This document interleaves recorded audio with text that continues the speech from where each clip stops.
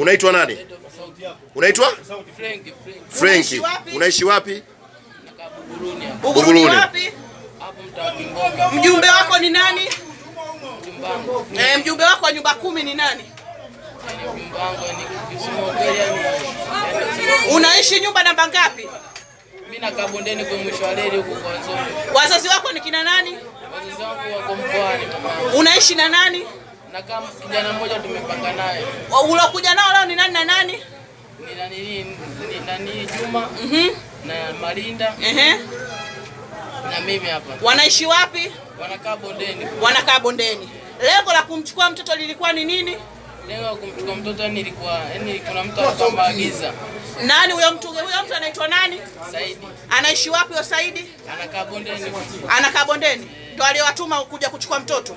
Je, unaweza kutupeleka nyumbani kwake?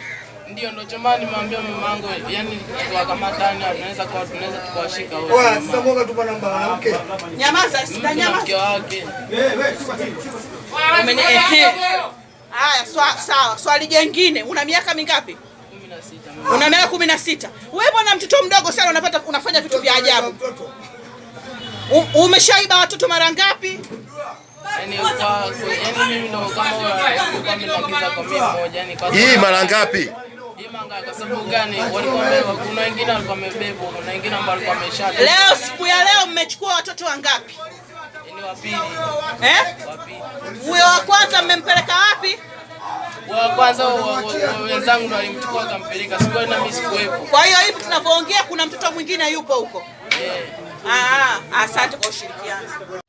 Thanks for watching. Like, comment and subscribe.